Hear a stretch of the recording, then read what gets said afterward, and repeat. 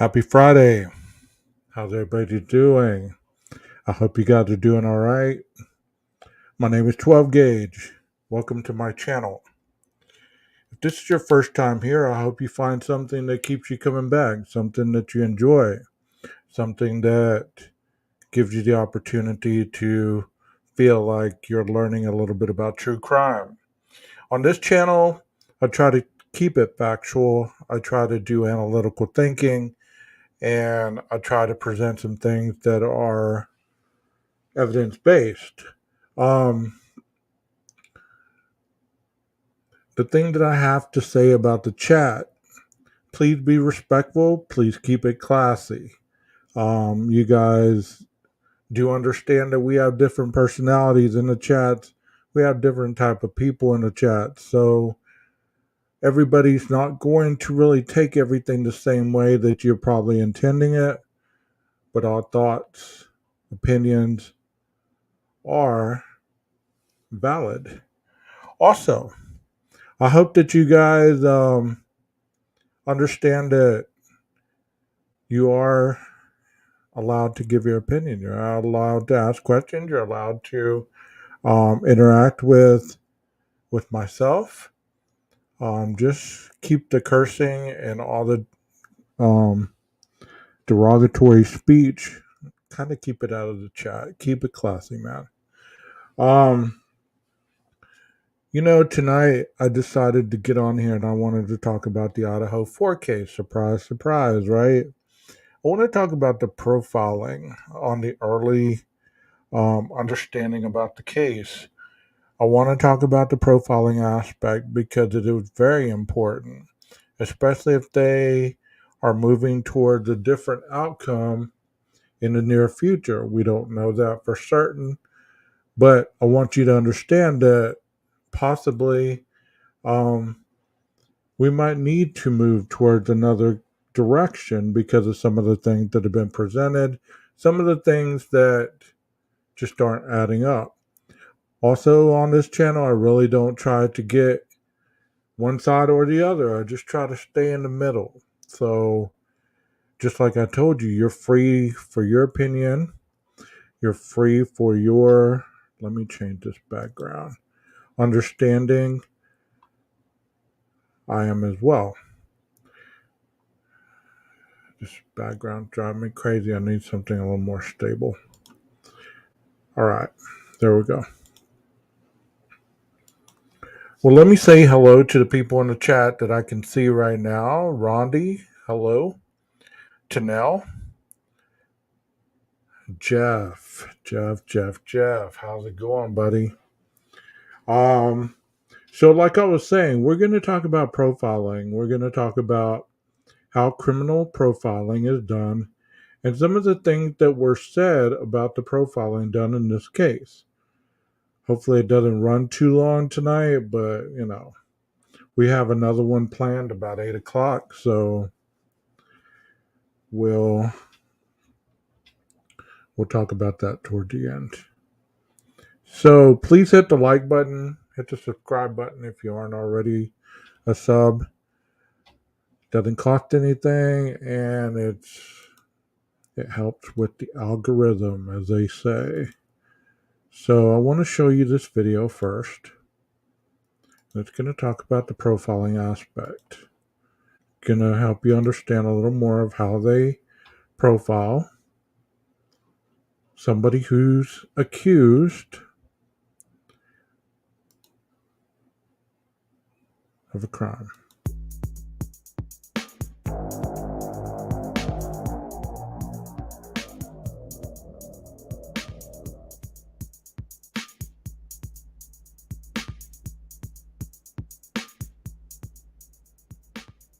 At the core of criminal profiling is the belief that you can tell something about the offender, their characteristics if you like, by a careful and considered examination of the offence. So after a crime has been committed, use all the information that you can gather about the crime, for example, details about the crime, what occurred, where it occurred, and information either from or about the victim. And you use this to draw up a profile of the characteristics of the person who most likely committed the crime. This may include information on demographic features, so their age, their gender, their ethnicity. And depending on your approach, this profile might include information on the perpetrator's likely motivation. Why are they engaging in this behavior? And why did the crime take place when and where it did? Offender profiling is typically used in serious crimes like murder and in serial crimes, and also when it's difficult to identify the offender using standard methods. So when described like this, criminal profiling sounds very straightforward. But although pretty much everyone agrees on the basic principle, there's actually a lot of debate about how to do it in practice, and different approaches have emerged. So if we think about how a profile of an offender is created, we can see that there are a few different approaches. These include the FBI's criminal investigative analysis and the investigative psychology approach, which is most commonly associated with David Cantor. There is also diagnostic evaluation and the recently developed crime action profiling. Now, within these approaches, you also have specialities, if you like, that focus on one element. So geographical profiling, for example, is often used in an attempt to locate where the offender is based, given his or her offending locations. So what we're going to do is consider just a few of these, those where more has been written about the approaches that they take. Now, probably the most famous approach to criminal profiling is criminal investigative analysis.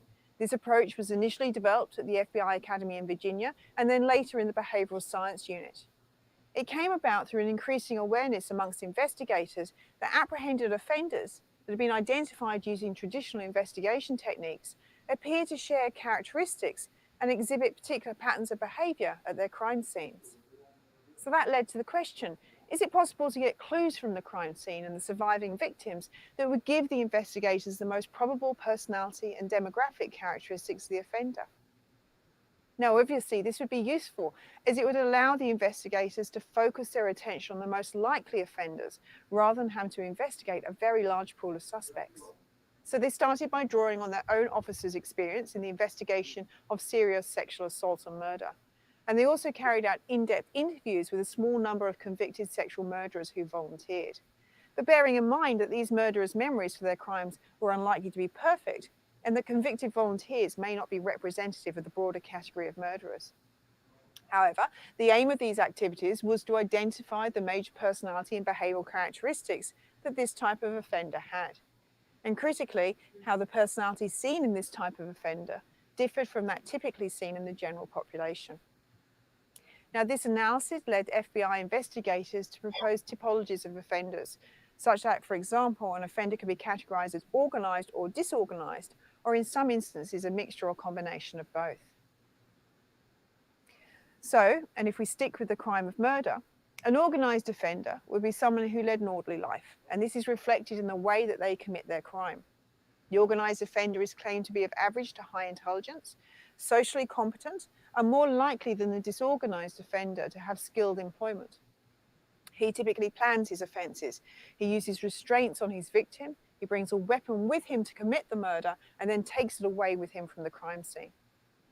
Now, this organized behavior at the crime scene allows some inference of likely behavioral and motivational characteristics. So, for example, the likelihood that there was some situational stress that precipitated the assault. Now, in contrast, the disorganized offender commits crimes that appear to have little preparation or planning. So the crime scene might show evidence of almost random, unplanned, or disorganized behavior. The offender may use whatever is at hand as a weapon, and that weapon may be then left at the scene. Also, there may be little attempt to conceal other evidence at the crime scene. Now, typically, this type of offender was thought to be socially incompetent and to have below average intelligence, and to be more likely to be living alone and to live and work near the crime scene. Okay. Now, although not a direct product of the original in-depth interviews with offenders, later a mixed offender classification was added in. Now, this occurs when some elements of the crime look organized, but other bits seem disorganized. And this might occur when elements of the situation when the crime took place took the offender by surprise. So maybe there was more than one person present at the scene when the offender thought there'd be only one. Maybe the person was stronger than the offender thought, so when they fought back, it was actually a real fight. Another possibility is the offender's method of offending has evolved since the last crime they committed. So in the case of murder, because the offender's new method is partially untested, it might not go quite to plan. As Hazelwood and Warren in 2001 noted, in fantasy, everything works out perfectly. However, in reality, and in acting out this fantasy, this rarely occurs. So maybe the method of killing wasn't as efficient as the offender thought it would be, and so a real struggle occurred while the offender was trying to kill. So these things would be surprising to the offender, who might otherwise be quite organized, and that would lead to elements of the offense looking quite disorganized. Now, key in this approach is a classification of the crime by the motive, that is, why the crime was committed. However, of course, at the point where the crime has just occurred, you don't know this. So you start with what you do know. That is, you look at all the behavioral features that are present in the crime. Using a multi-stage process, the investigator needs to consider all the available information about the victim, the crime scene or crime scenes, and the details of the interpersonal transaction, maybe through using a detailed reconstruction. The investigator also needs to consider all the available forensic information and make some judgments in relation to the crime scene. Does it look organized or disorganized? Do elements of it look inconsistent and therefore possibly staged? That is, deliberately altered in an attempt to mislead the investigators.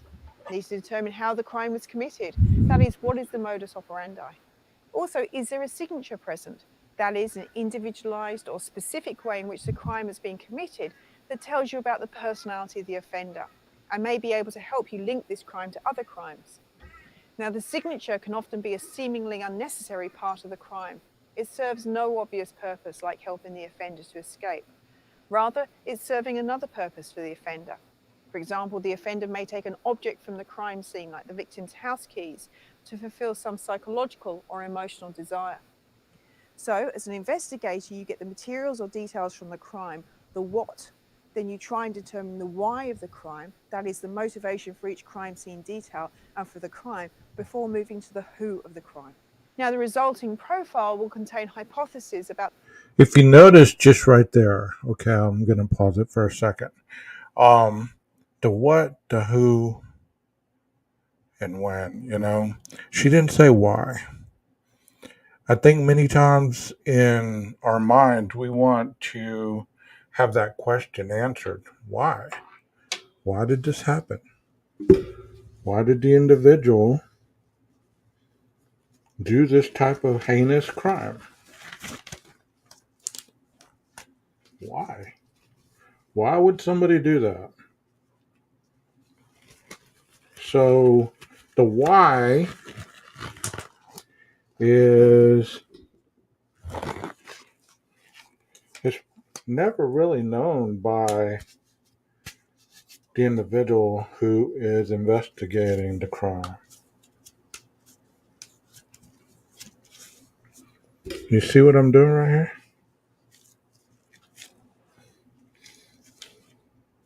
I'm putting my gloves on.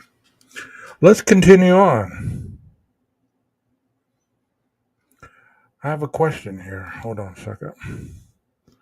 Andrew G., welcome to the chat. I've never seen your name before, but welcome to the chat. Why and so violent? You're right. You're right. Quad 4, happy Friday. Quad B, I mean. I don't know why I said Quad 4. Quad B, happy Friday. Jeff says that reminds me of a proctologist appointment next week. How funny. Not with me, Jeff. Not with me. So let's continue on and see what she had to say, because she's speaking a lot of sense, a lot of criminal profiling 101. About the likely demographic and physical characteristics of the offender. So things like their ethnicity, their age, their type of occupation, some comment on their marital status and on their family characteristics, and also whether they own or have access to a vehicle and its most likely age and type. Also, typically, there'll be some hypotheses as to the offender's behavioral habits. So whether they have any previous convictions, and if so, for what type of offense, or whether they've ever served in the military. Comments will also be made as to the likely social interests and personality dynamics, so their intelligence, their likely educational level, and whether there may be any evidence of psychopathology. Now, that profile might also include information on their pre-offense behavior leading up to the crime, and also what they've done since, their post-offense behavior. It may also include recommendations for identifying apprehending and interviewing the offender. Okay. You saw the list that you put up right there. Whenever you're looking at the ethnicity, the personality, um, the habits, the past criminal profile, crimes, and things of that nature, you have to ask yourself as the investigator, what am I looking at? What am I walking into? And what do I see that the person who committed this crime left for me to see? Did they take anything from the crime scene? Did they leave me any kind of little telltale spectacles for me to understand who they were? So we're talking about the Idaho 4, and we're not necessarily talking about Mr. Koberger right now. I want you to take him out of your head first for as long as we're talking about this. Okay? I know I'm going to read some stuff that talks about him, but um I want you to take him out of your mind for a minute. Truth exposed. How are you doing? I haven't seen you in a long time. She says, no different than lambskin condom for guys who are allergic to latex. Between you and Heather, I don't know if I'm going to make it through this live stream without just laughing my butt off. You are hilarious. But I get what you're saying there.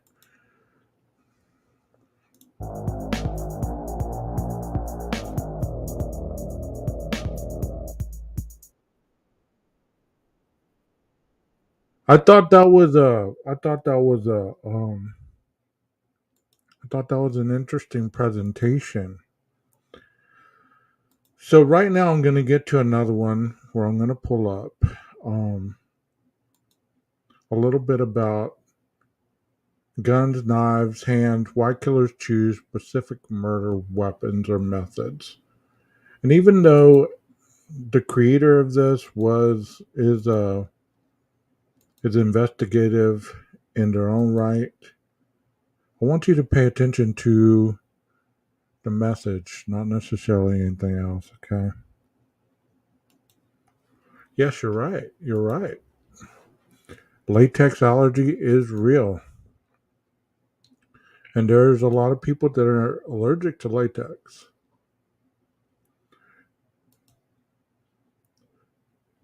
So let me know if y'all can see that. Hey, Truth, you want to come up to the panel? I have a slot up here for anybody that wants to come up here. I know you have a lot of intellect and you have a lot of background in this area. I'd like to pick your brain a little bit to share with the chat if you're available. You said I know two surgeons who had to wear nitrate gloves. Hope she isn't allergic to them. Has powder inside of them. She'll probably blame BK for rugging her. Yeah, probably so.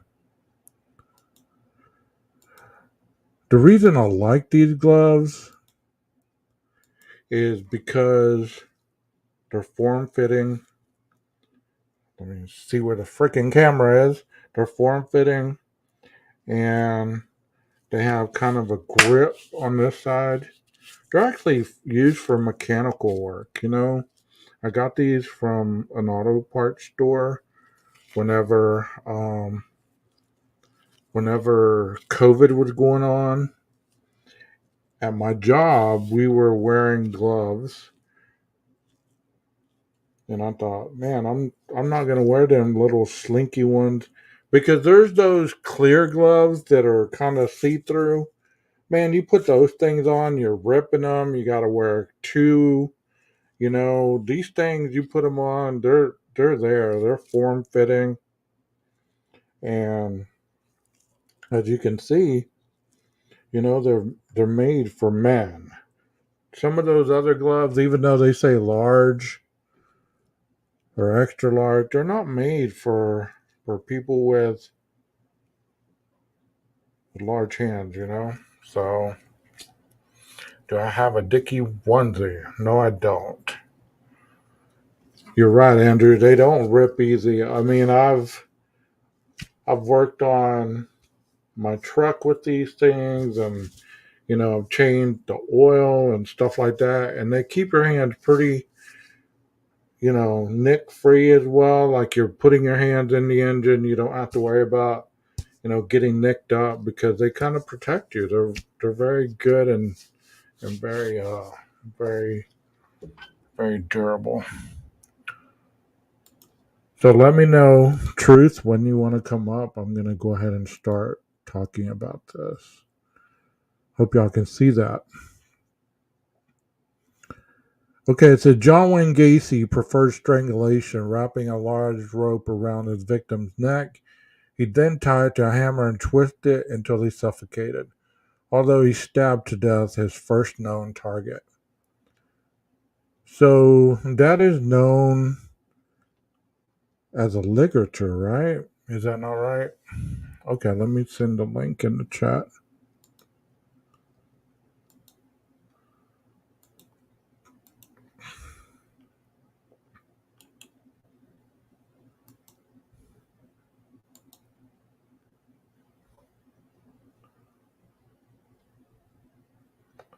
No, I'm good with the onesie. I don't like those things. I think they're overrated. So thank you though. Thank you so much. Heather asked me if she should order one for me. I decline. It said Ed Gein would shoot his victim before using a knife to carve the skin from their dead bodies, using it as a macabre fabric for skin suits, lampshades, and seat covers. We can go ahead and put the trigger warning up here because, I mean, like they say, it's getting pretty graphic. I don't know how people feel about all this, so y'all try to hang in there with me. Okay, it said Ted Bundy was known to bludgeon his victims with a metal rod or a crowbar first before sexually assaulting and then strangling them. So, if these three things that I've just read to you, if you were going to this crime scene and you saw rope, hammer, blood around the rope, blood around the hammer, um, spent shell casings, maybe a knife, lampshade that were off lamps, things of that nature. Obviously, that is evidence, right? Truth, how you been? I'm good. How have you been? I'm doing good. Anything to share about that? Did I just read anything about as far as what we're talking about as far as profiling somebody? I'm just gonna keep reading because this is about how different individuals use different tools to commit their crimes. Right. It said one of the first known serial killers in America, H. Holmes, chose poison gas as his method of murder, killing as many as 200 victims in a hotel he opened in Chicago in 1893. Later dubbed the Murder Castle, he would either fill the rooms with a deadly vapor or slip a little something to the guests that he had in his possession. Well, he didn't want to cause any harm to the bodies because he was selling them to medical universities for science purposes. Oh, okay. So that's why he chose that. Exactly. Okay, very good. What is it that makes a murderer choose one killing method over another?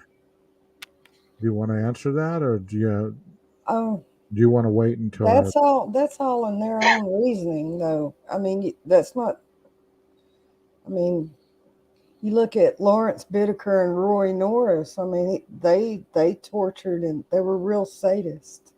Mm-hmm. You know, Robert the Kansas City butcher Berdella, he tortured men until they were so exhausted and so beat down and so injured they failed to thrive. They died of Lots of them died of sepsis That's terrible.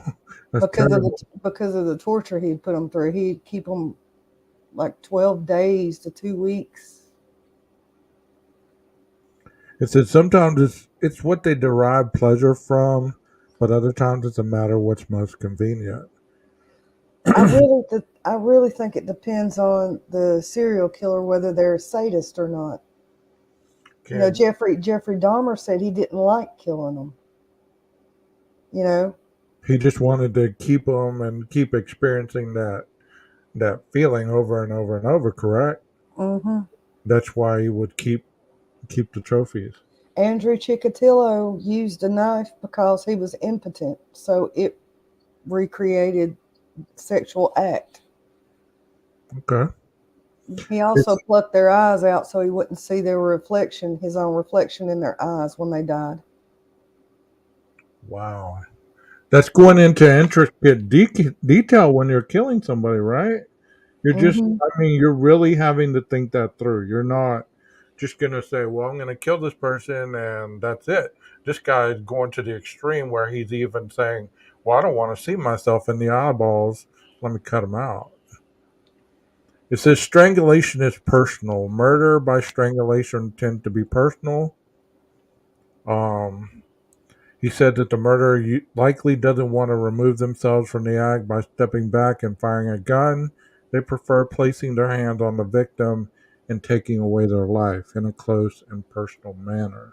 Tommy Lynn Sells said that watching the life fade from someone's eyes was more addicting to him than heroin.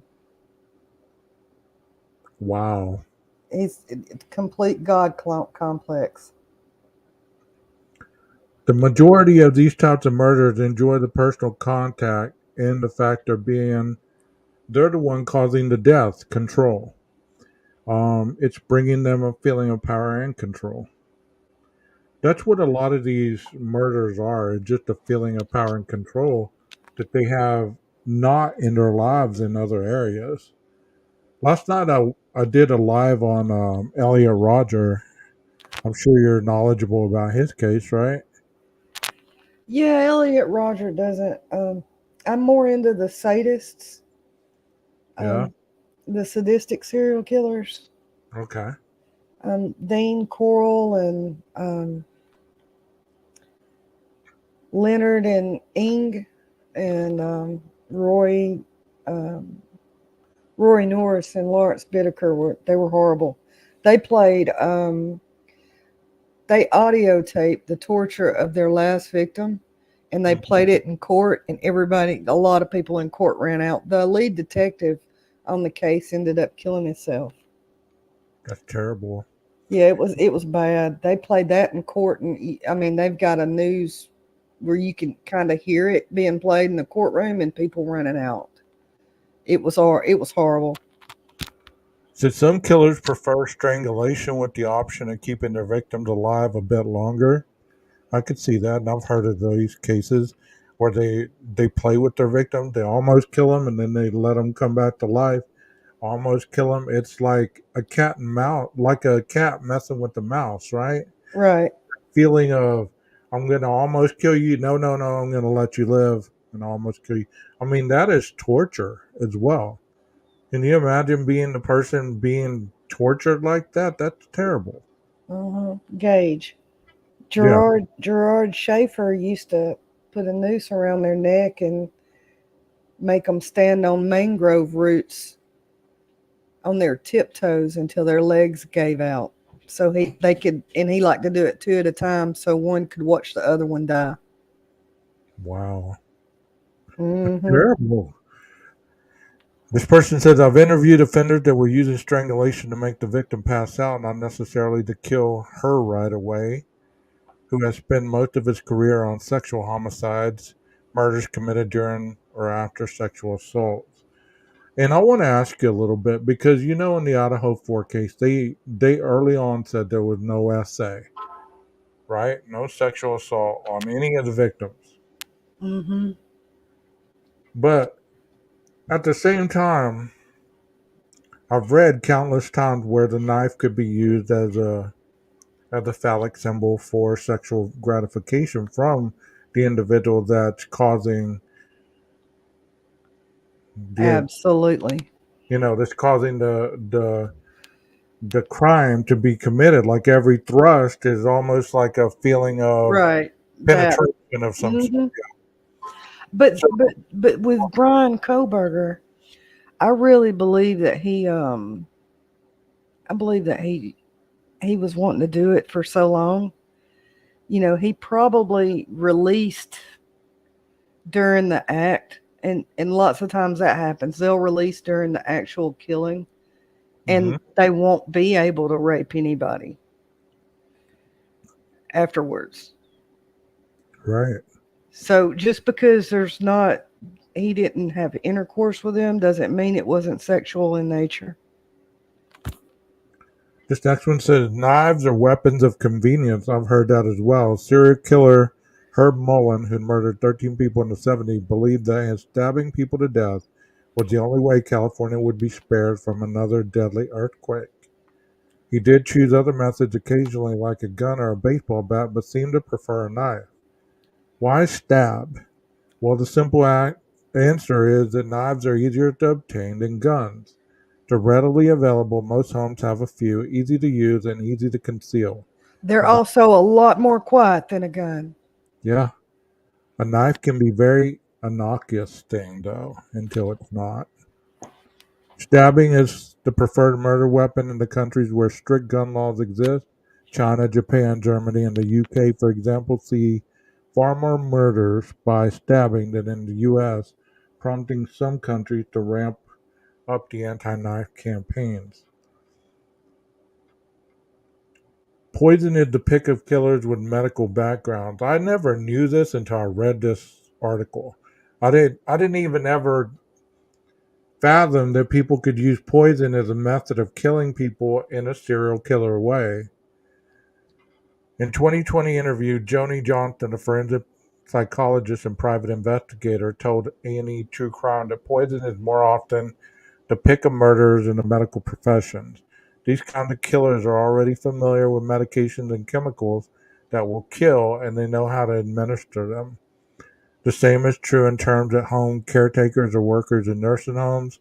Johnson said 90% of poisoners kill someone they know. Typically, the motive is money, though sometimes it's revenge. So, motive. What are the three things?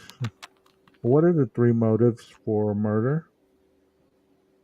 Isn't it money, revenge, and Jealousy, jealousy? Yeah, crime of passion. crime and passion. Yeah. So, guns as weapons of compliance. The most popular murder weapon in the U.S. by far is a firearm of some kind. Every year in the U.S., more than 15,000 people are murdered by someone with a gun, but often they are not premeditated killings. The majority of homicides that occur in this country are escalated disputes. A lot That of people get killed with hammers. yeah. Pizarro says those who choose gun often do so because they want compliance. A robber, drug dealer, or rapist may choose a gun for their crime because they know someone being threatened with a gun is likely to comply. I'm going to take these gloves off. It's getting hot. But I want to show you guys how to take these gloves off without contaminating, okay? You stick your fingers through here and you kind of roll them off. Stick your fingers through the other sides. If I can find the freaking camera right here. And you haven't touched anything. So imagine having two pair of gloves on, or even three. So let me ask you, Truth, Mhm. this question. So many people from day one, and even today, it's picking up steam again. There was a cartel hit. There's no way that was a cartel hit. There was no guns used in that Well, film. it doesn't really have anything to do with the guns. For me, it's why would something be worth killing four people over, but they didn't tear the house up looking for dope or money? Mm-hmm. That doesn't even make sense. It doesn't even fit the crime scene. Yes, and there were people left alive. So They if would it have was annihilated everyone in that house and tore it up looking for dope or money if that was a ex- cartel hit. exactly, Because if it was a exactly, cartel hit, the little bit of dope they're talking about, even if it was a few $100,000 worth, would not be enough for a cartel guy to put a hit out on 4 kids and bring no, that much heat. They would no, not do it. It's a drop in the bucket. right, because then it would do nothing more than to cause unnecessary attention. It probably would have burned the house down as well. You know what I'm saying? It would have been something that it would have been characteristic. They have their own ways of dealing with. Jeff, that's true. You can bludgeon someone to death with a butt end of a K bar. Yeah. Yeah, I mean, and that is no joke. That it's a heavy knife. It's got a heavy handle on it. He says, "Okay, not many, just me, maybe." No, I'm with I you on that agree. one. I agree with you. Curious cat, how you doing? I've never seen you in chat, but welcome, welcome. He probably used a knife to cut the lines up, handling money back and forth with Brian. I want to know who was all singing "Country Roads." I'm coming home in that video, Jeff H. I don't know. A lot like a plumber's wrench, maybe. Oh, Heather. I thought you said subbing can be sexual, but you said stabbing. Okay, let's go on. Let's go on. Um, it says Pizarro says that those who choose gun often do so because they want compliance. I read that. Of course, for those set on a murder, Pizarro says guns are viewed as a way to get the job done faster. Not every murderer takes pleasure in seeing someone die. Of course. There are definitely people who get something from watching people die, but that's not your average killer. Those are the outliers. Murderers who drag it out. And then there are murderers who choose sadistic rituals and long drawn out methods of killing. Lawrence Bittaker and Roy Norris, known as the Toolbox Killers, would rape and torture their victims using items from a toolbox: pliers, an ice pick, a sledgehammer. Wow. They had absolutely everything in that van to torture young girls with. And they tried to pick up virgins. They tried to pick up girls that were like 14, 15 years old. Where was this at? What area of the country? Do you I think it was remember? California, if I'm not mistaken. Okay. Because I get, there's also But I could be mistaken. a toy I get box these killer. states and serial killers mixed up. Yeah, I understand that. There's also a case called the Toy Box Killers where he would bring people to his shop, his little Yeah, trailer thing. yeah, and Yeah, his victims won't ever be found. yeah. In cases of sexual homicide, you have offenders that will present a sadistic approach to their killing. For them, it's not just a matter of causing death, it's a process that's important. Well, if you guys remember in this case that we're talking about, it wasn't it wasn't a drawn out case. What did it happen in 9, 10 minutes? So it's fairly quickly. So it wasn't about pleasure for this person. It was about taking care of they went in to take care of. No, he went in with rage. So is that why they say it was so sloppy? Because of the rage? I mean, it could have been just sloppiness because it was his first time. Yeah. It's easy for somebody. It's why people talk about he's so smart. He's so smart. Anybody can read a book, but when it comes to actually executing something in real life, you're not going to be perfect. Of course not. Not the first time. And you know what? I've read a lot of the same type stuff he went through school reading. They don't teach you how to escape getting caught committing a murder. Sure they do it the other way around, but it takes a lot of practice to get that damn good that fast. And whoever did this, they were highly motivated and highly Well, the reason why Brian Koberger was so smart is because he took kickboxing for years. yeah.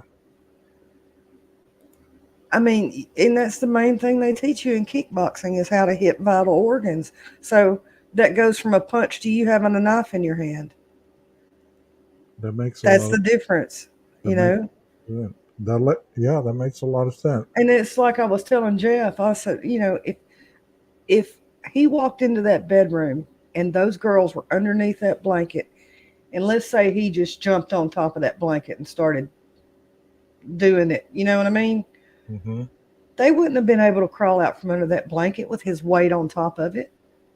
They were pinned. There was nothing they could do about it. And if he did do that and he was squatted down at his hips or he was bent at the hips, that's how that sheath fell out of that pocket. Yeah, that makes sense. Pushed it right out. I mean, it's 13 inches long.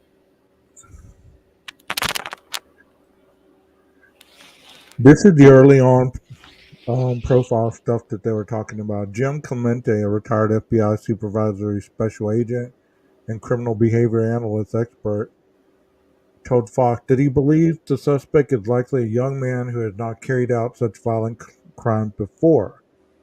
He's sloppy, Clemente said when reached by phone Tuesday. This is probably more of a compulsive kind of person that would put him at a younger age and maybe in the age group or just above the victims. I don't think he's particularly sophisticated, criminally sophisticated, or forensically sophisticated, he added. So, give me your speculation on why this detective would say that he don't think he's particularly sophisticated criminally or forensically. Well, if you think about it, Brian Koberger didn't commit many crimes, so he's not. He doesn't have a high criminal IQ. Okay. Just because you can read a book doesn't mean about criminals doesn't mean you have a high criminal IQ. Is that true? And then he goes on to say, um,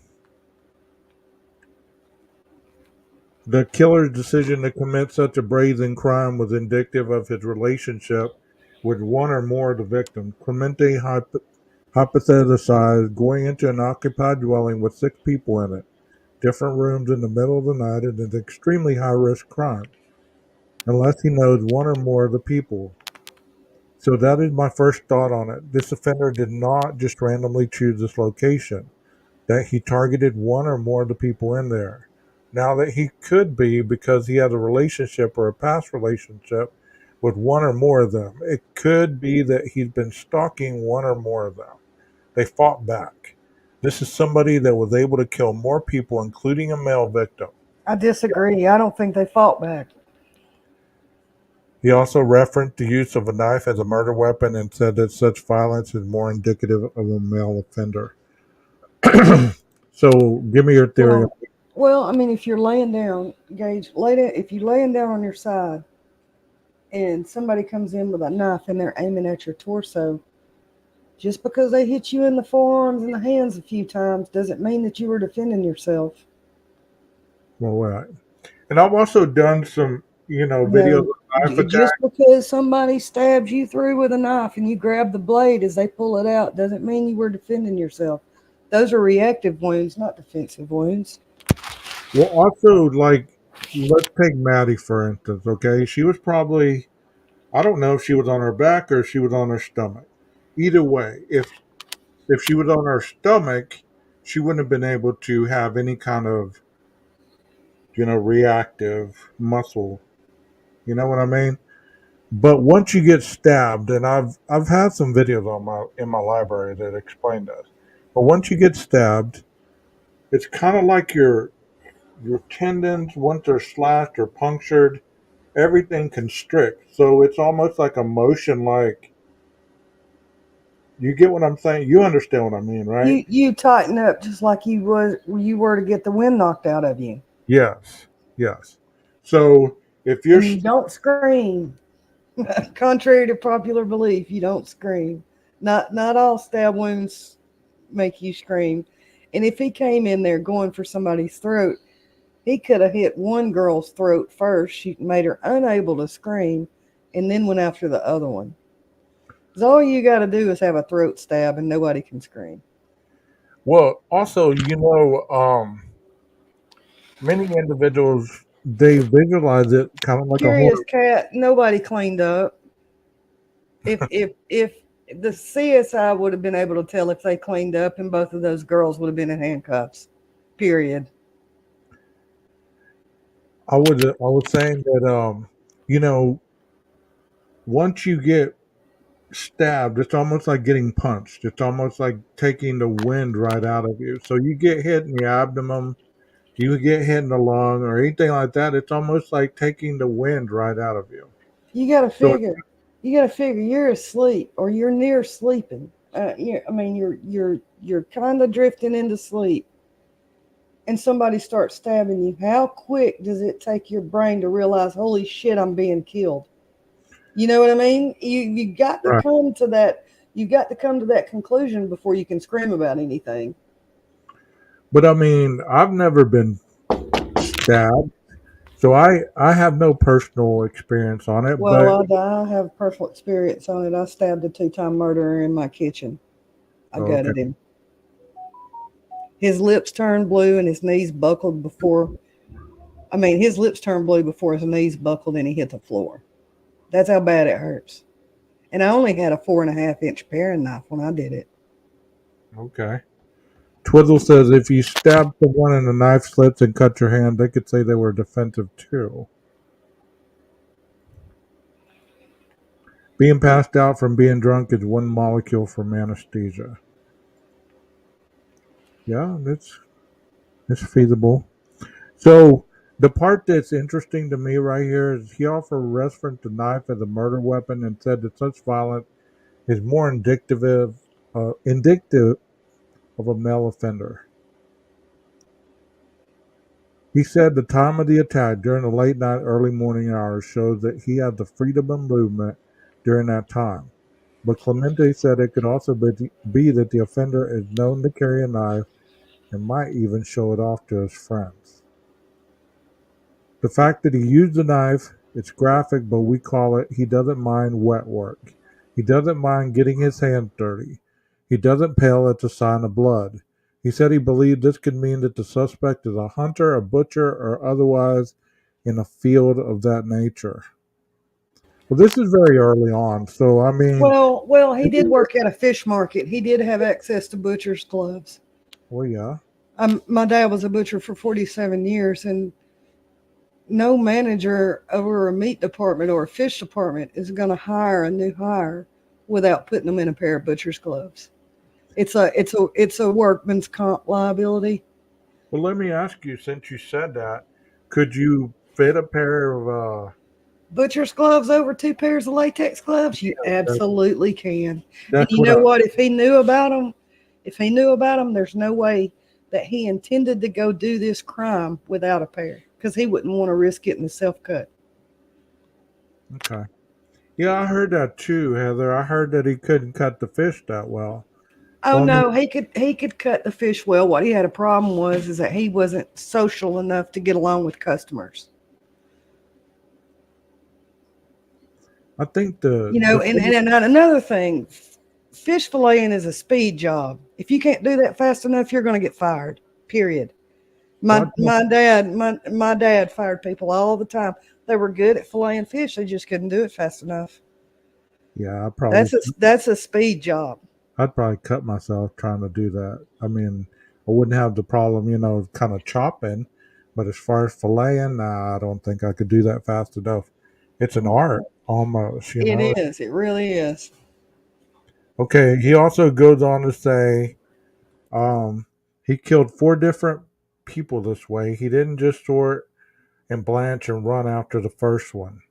Like he didn't kill the first one and then run out of there. He killed four people. And I'm saying I told you to take Brian out of the mix in this, okay? I told you take Brian out of the mix and just visualize a person doing this, all right?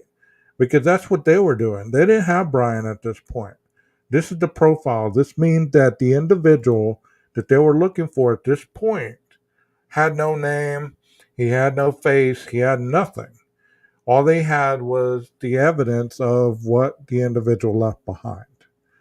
So if you're unable to take Brian out of your brain, you need to find a way to do that because, what if he's not the one? We really are at the point where it could go one way or the other. No, I believe he's guilty as shit.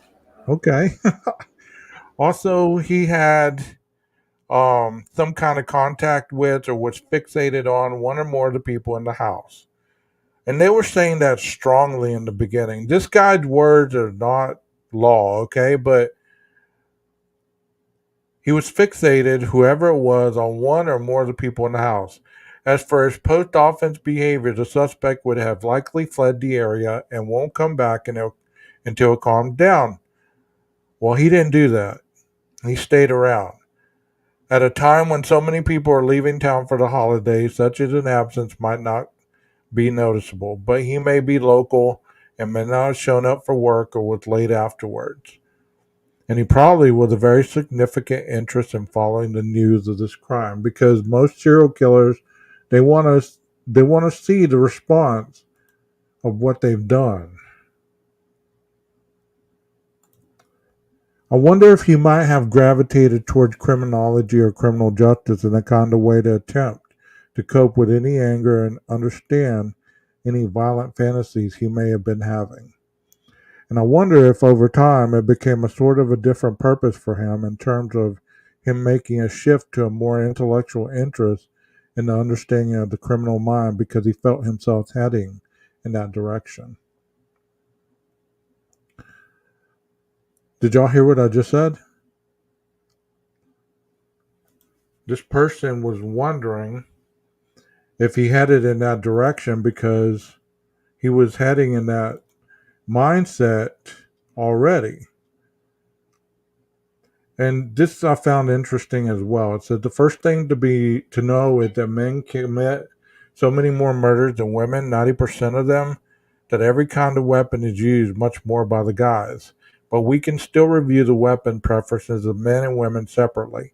Men use guns 2/3 of the time. Women use guns way less than half the time, although it still remains the most popular weapon among women. After guns, women are likely to use a knife to beat their victim to death or strike them with a blunt object. After guns, poison is the sixth most common way for a woman to kill. Even with that tiny share, poison was still used in 901 murder cases listed in the data. The vast majority of cases involve one killer and one victim, and they knew each other well. Since a few cases involve multiple killers or victims, there are a total of 936 deceased and 1,108 offenders. That's a big enough group to draw some fair conclusion about who uses it and who is killed. Without guns, men have greater preference than women for beating, blunt objects, and strangling. Women are more prone to kill with stabbing, asphyxiation, poison, fire, drowning, explosives, and defenestration. In almost all these cases, the differences in preference between the genders are very small. A couple percentage points, such as women stabbing 39% of the time, while men stab 37% of the time, and men beating people to death 21% of the time, while women 19%. What's your thoughts on that? Truth? I was busy typing and I can't multitask. What'd you say? I was reading about the differences between um, women and men using knives, and it said most women are more prone to using knives than men.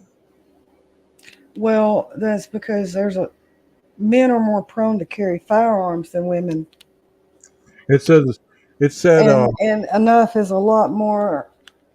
It's a lot easier to get your hands on a knife. I know in my situation, I got my hands on one. And the thing about it is a lot of guys don't understand this. Women, as women, we know that we're not physically stronger than a man, and men don't have to walk around and feel like that. That's why women are so quick to pick up a weapon when there's a domestic dispute. So yeah, women probably do use knives more than anybody else, but it's because of accessibility. I don't think it's because of choosing a weapon. Well, if it was the K bar, do you believe that they could have used the end of the K bar knife to incapacitate the girls? I don't know. If I'm standing there, I'm not gonna try to knock somebody out when I can stab them in the throat. I'm just not. That's a risk. I think he went in going for the throat, lungs, diaphragm. He tried to incapacitate them where they couldn't make a sound. You got to think about it. I mean, he thought about it. I'm pretty sure. Well, I'm wondering how quickly all this happened. You know what I mean? It's like we Oh, we heard. I mean, because 10 minutes. Let's say 10 minutes max. okay. Well, I've talked to people about this before, and it tickles me. Okay. Look look at your watch and look at 5 seconds. Okay, Okay. just sit there and look at 5 seconds for a minute. Each one of those seconds can be a stab wound. Of course. It's 10 minutes. Even if let's we know this didn't happen, but let's just say each victim got stabbed 50 times. He would have still had 3 minutes left over to change clothes and go walk to the car. Well, that's true. That's true. But also, like they say, you can stab somebody 5 times per second, 5 times or more, depending on how fast you Well, are. yeah, I was just saying one stab per second, just you Yeah. know, just to give some leeway. There's that's less than 4 minutes. So Okay. what are you gonna do with the other 5 minutes? I There's heard a plenty crazy. of there's I plenty heard of a time crazy. to shed your coveralls and your gloves You're gonna and strip those walk down out. in a trash bag in the kitchen, right? Well, I mean, he could have took a bag. All you got to do is undress, take everything off except for your gloves, put everything in the bag, peel the gloves, and then take the bag to the car, peel the other gloves, and what have you got left on the way home? A brand new pair of gloves. Yeah. I mean, it's not hard. I mean, everybody thinks that's difficult, but it's not. It doesn't take long to strip. It doesn't take long to snatch a pair of coveralls off. Well, let's go ahead and talk about this right here. It said Idaho murders Brian Koberger's former fish cleaning boss. The suspect couldn't learn filleting. It said the Pennsylvania business owner who briefly employed Idaho murder suspect Brian Koberger more than a decade ago said the teen who would go, well, he was a teenager, accused of a quadruple stabbing, didn't last long. Charles Conklin, who founded the Big Brown Fish and Pay Lakes in Effort, Pennsylvania, 35 years ago, Koberger's short stint ended well before he had any significant training with a filleting knife. For us to be painted in some kind of light along this terrible tragedy is very disturbing. The truth of the matter is, he's here a very short time. 12 years ago, young kid, did our best to mentor him and mutually decided the job wasn't for him. He distanced himself from Koberger and the allegations against them and noted that hundreds of young people have taken their first jobs at his business and gone on to greater things. We've had hundreds of kids come through here and mentored them, and they've gone on to do wonderful things. Pharmacists, teachers, and have their own electrical companies. um, he had just a few hours training with a filleting knife, a thinner and more flexible tool than the large fixed blade knife police say was used in the murders. But he didn't fillet anybody. He stabbed. I mean, whoever did this stabbed them. They didn't fillet the kids. He was 15 or 16 years old.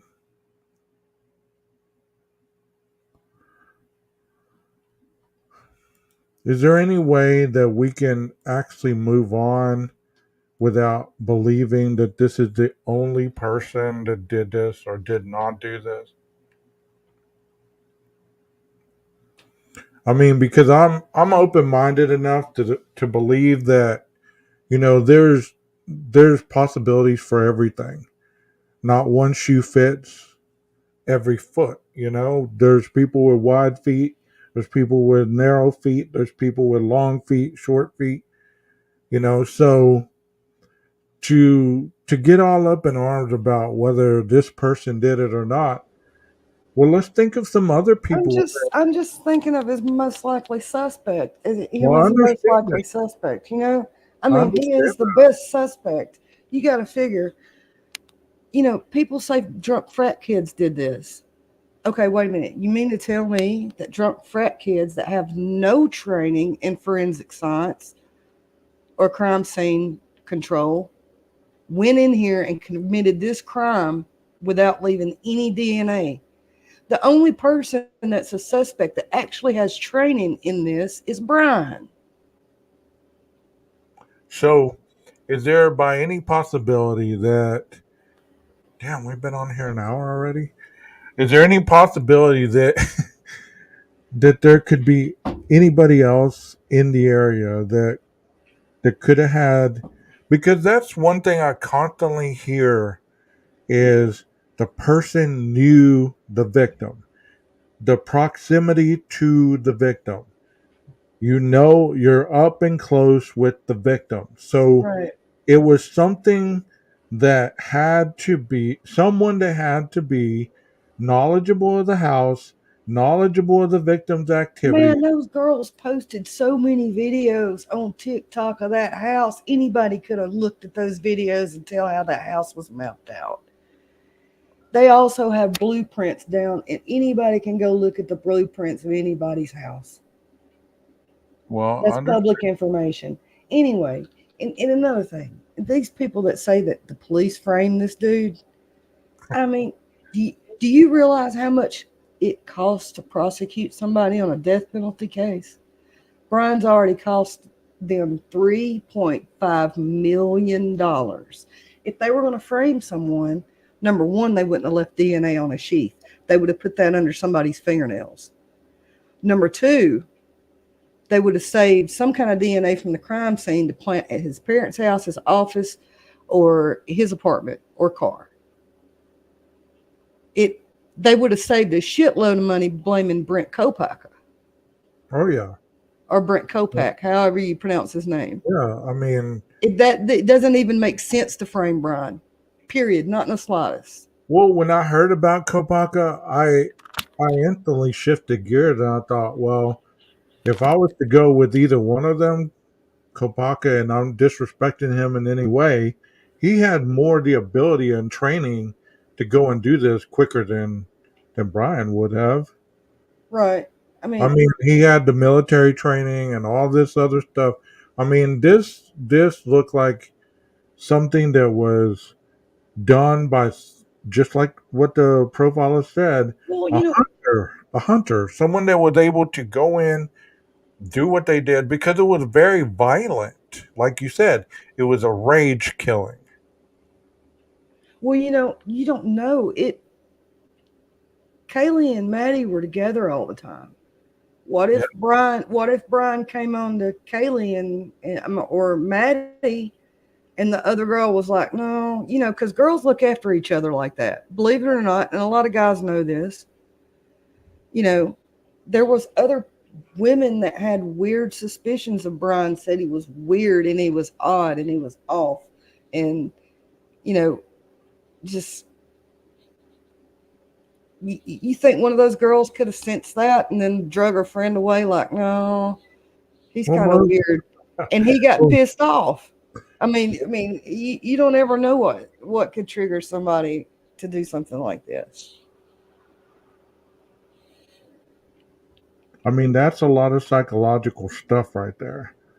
Because when people hear that, they think, well, there's no way that somebody could get that angry for just somebody rejecting them. And I even remember hearing the father say that the person who did this was jealous of the lifestyle that these kids were living. Well, I wouldn't say that he was jealous. He was almost a PhD student, man. I mean, he had achieved more than these kids. Well, that's How the could he truth. be But look jealous? what he wasted. Look what he wasted a lot of his youth on. You know what I mean? Oh yeah. Brian probably didn't get the opportunities that these young kids got and live that life that they lived. And here he is, 28 years old, having to mingle with 19 and 20-year-olds, seeing But girls there's, all over the place he but knows he could have. there's a lot of This individuals in dude couldn't get college. laid at a whorehouse on payday. You know, there's a lot of people in college that interact with younger kids. There are different variations of age groups in classes. So I'm, Right. you know, for him to be jealous to the point where he goes Well, and that little Asian chick everybody said they claimed to have seen him with, she said he was a weirdo. the only Asian in town, I say. She's the only Asian in town. No, it's the one. It's the one that he had class with. They I it know. I know actually who had a you're talking about. problem. You know. I I mean, understand. I wouldn't just, pointing her out. If she'd have been white, I'd have said white girl. No, but no, I say that. I say that jokingly because, you know, in most of the chats, it's like she's the only Asian in town, and she happened to hook up with Brian as a friend or whatever. You know, so that's why I say that because they don't really talk about anybody else when they say this one person. It's almost like she's the only one associated in that area. You know, it's like there's only one. So that's why I say that. I mean, it's interesting to talk about all this because, you know, the fact of the matter is there's science versus public opinion. That's basically where we're at in this whole situation. And since there's so little of the crime scene that has been let out, other than what we've heard in the motion to compel and stuff like that, I mean, just like when the PCA came out, there was people that were already yes and no divided. So the motion to compel hearings, yes and no. Yes, he's not guilty. No, he's guilty. And now we're going to have the Well, motion. I think it's more pro prosecution or pro defense more than anything. And then you got a whole lot of people that's against the death penalty thrown in this bitch. Oh, excuse me, cousin. I didn't mean to. I've been Okay. hanging out with Illuminati. Hey, it's Um, okay. I used to watch you on Detective John channel. It's cool. oh, sometimes it slips, and I'm so sorry, Gage. I know that you're not that kind of channel. It's fine. We're good. We're adults here. Okay. So go Yeah. ahead. Hey, Twizzle Stick. I wanted to tell you if go watch an up doc. It's titled The Program. New York Times did it. It featured William Binney, who is the best code cracker in NSA's history. He wrote the software, the spy software program, Stellar Wind. He explains exactly what they can do with your phone. And keep in mind, when you watch it, it'll be the best 8 minutes of your life. And keep in mind also that this was done in 2012. He gave this interview in 2012. Now go watch that and then ask yourself, is it really about triangulation pings? Because it's not. See, that's what I've always thought. I've always thought, just like they present it, it's a triangulation thing. You know, here's the tower, here's the ping that goes to the phone. And you take these numbers and you can almost see where the location is. But I've been educated since then, you know. I think it's interesting that all this stuff's working to try to find out the facts. I mean, and that you know that's whatever we want. We want the truth, you know, whatever it is. If he's guilty, how many of you are going to be able to sit there and still say he's not guilty whenever he's proven guilty in court, or vice versa? Because in reality, four people lost their lives. Whether you're pro defense or pro offense, I mean, 4 people lost their lives. If any of these 4 people were your family members, where would your heart be? Where would you still be in the same mindset of where you're at today? And if he was just, I don't know, just an average, or let's say he was, I don't know, pizza delivery guy. He didn't have criminology training and all this other stuff to lose.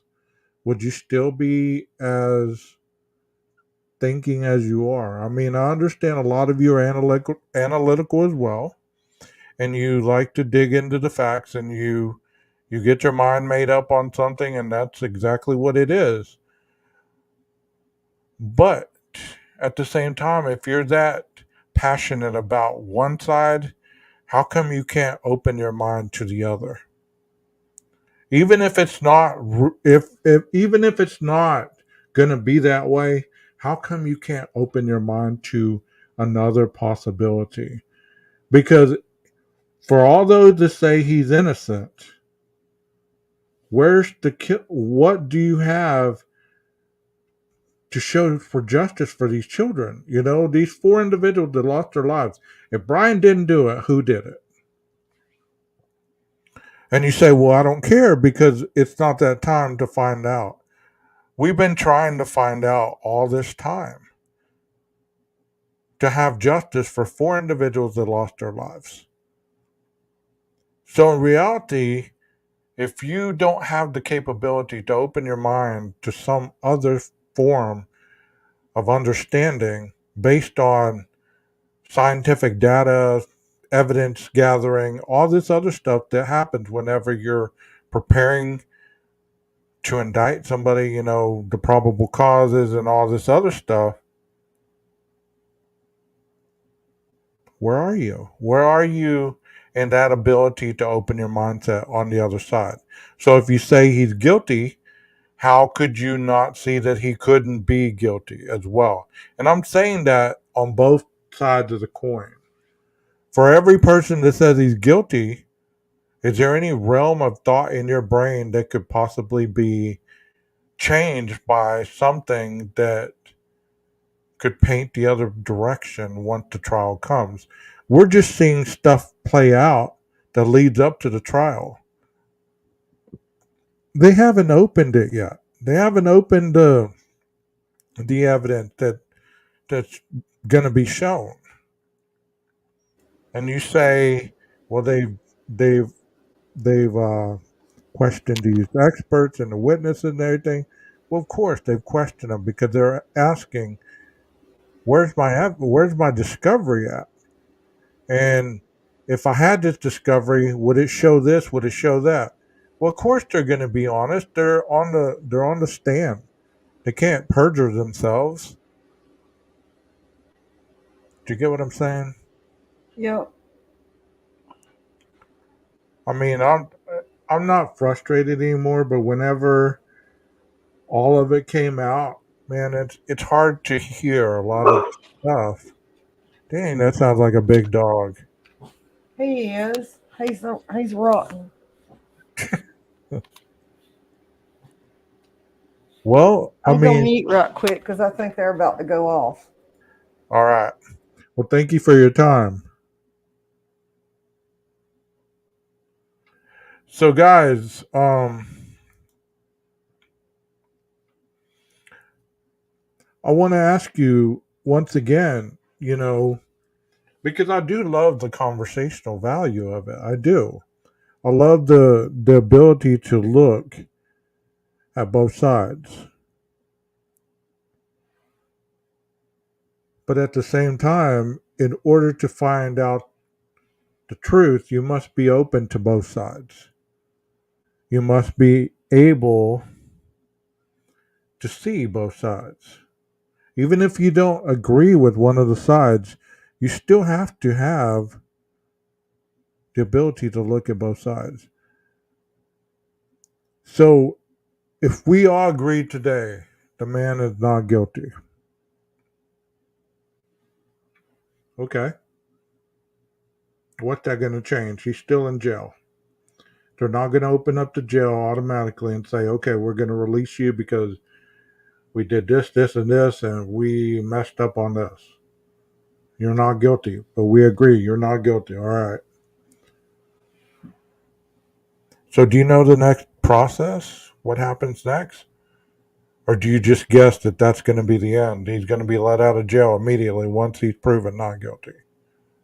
He's not going to be able to be proven not guilty until the trial. And if he's not guilty, who is guilty? See, that's where my mind goes. I don't back all the drug theories. I don't. I've worked with a lot of drug dealers. I've worked with high level federal drug runners and drug dealers and in between and all this other stuff. I've heard a lot of things that doesn't fit here. It doesn't fit here.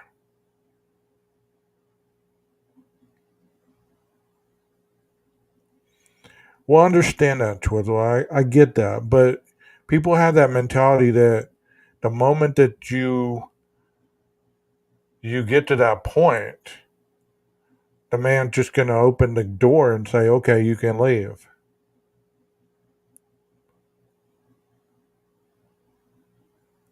You've heard all along from the very beginning that they said they only wanted to do this once. If that doesn't tell you anything, I don't know what else would. When they're telling you, we only want to do this once and we want to get it right. We only want to do this once and we want to get it right. What does that mean to them, though? I get you, Heather. I get that. So if they're telling you they want to get this right and they want to do it once, is he able to beat this conviction, or have they got so much variations where there is no reasonable doubt? Maybe it's just a reasonable doubt in our minds.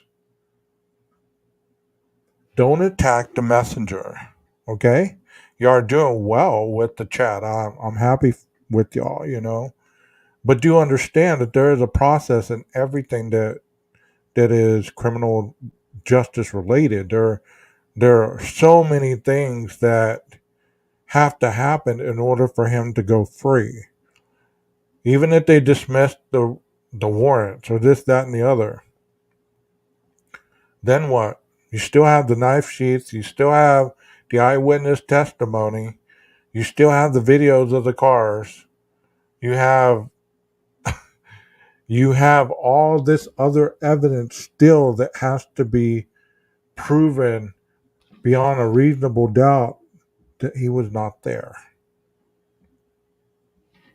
That he was not the one. I'm wanting you to think a minute. And I really want you to do this because, we're not in our emotions about this. I hope you're not. And you can have feelings about it and understanding about it. But at the end of everything, you have to ask yourself, if he's not the one, who is? And don't give me that lame ass answer that, oh, we'll figure it all out after they let him go. Okay, well, that's not how it works. That's not how it works. Give me your theory behind, if he's not the one,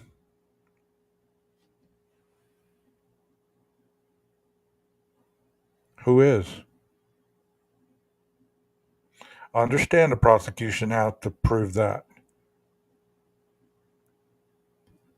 Well, if they don't show the evidence, tell me who did it, Alex. If he's not the one, who did it? That's what I'm asking you. That's what I'm asking the chat. If he's not the one, because I always get that the prosecution has to show there's not enough evidence. Okay, I've seen that from the very beginning. You don't know. Why don't you know? Then present to me some evidence, because that's how these things work. You can't just go by public opinion. Your opinion doesn't set people free. Your opinion doesn't convict people. It's about lack of evidence or too much evidence towards convictions. So what I'm telling you is this: if you are hell bent on he didn't do it because there's no evidence, then start doing your research. Start doing your research. The defense doesn't have to do anything. They don't even have to be doing what they're doing. But they're doing it because they want to put the pressure on the prosecution to show their hand. And they're not doing it. That's what you are understanding. The defense doesn't have to prove that he's innocent. They don't.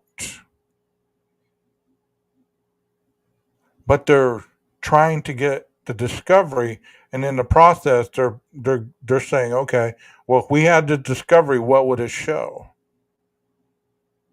Okay, so if you had the discovery, it showed that there was no car on the video, that there was none of this, none of that. Okay, so that's good. But does that mean he's innocent? There's still so much more of the case.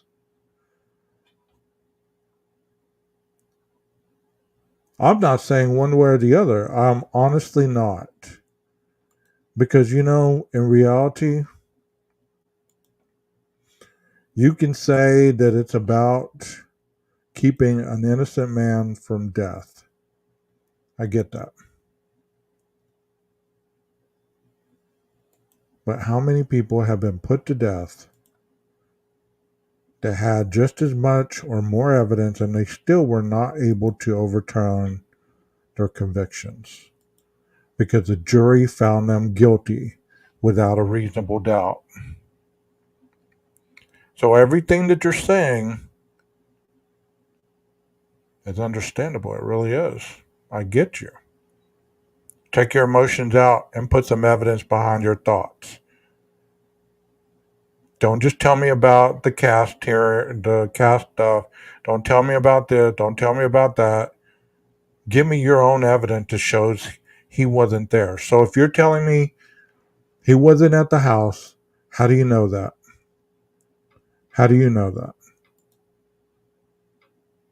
What creator convinced you that he wasn't at the house? At least I respect that a lot more than you just telling me I don't know. You can tell me, hey, this creator convinced me that he wasn't at the house because of this. This is what he said. Or he said that this person and this person are trying to get back at the parents of the deceased kids.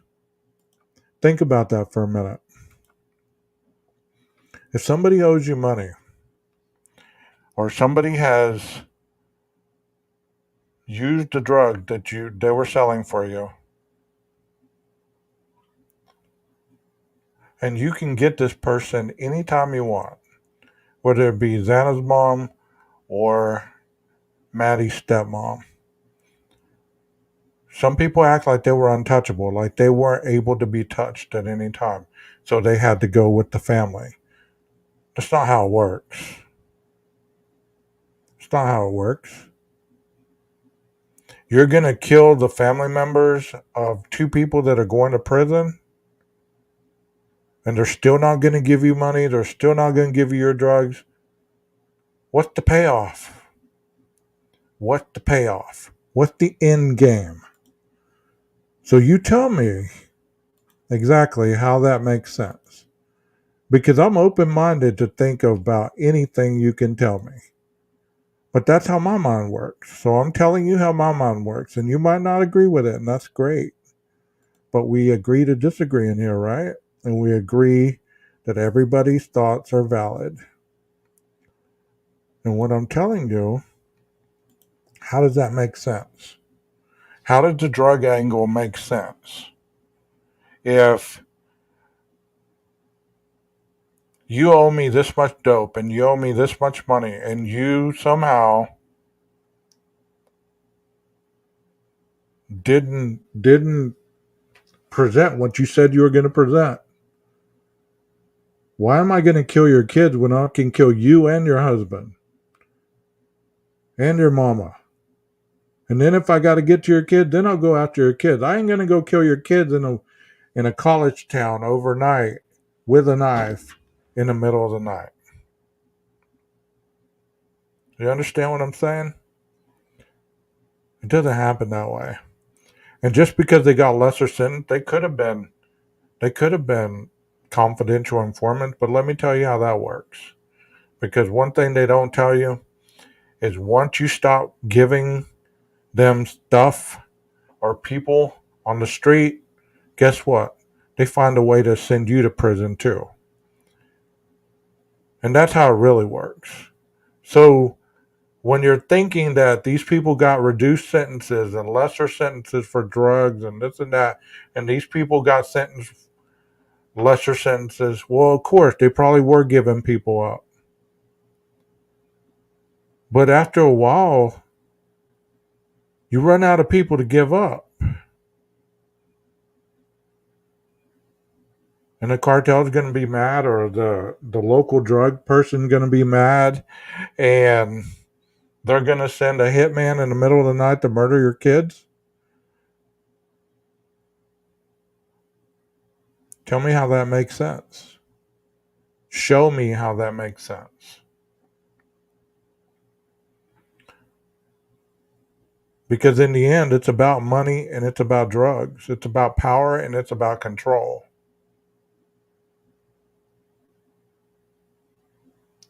So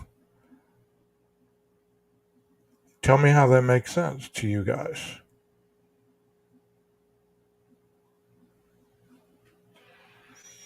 Are y'all even listening to me? Y'all seem to be having your own conversation over there. Y'all need to keep it classy. Remember that. Because I'm I'm spitting out some stuff here, and you know,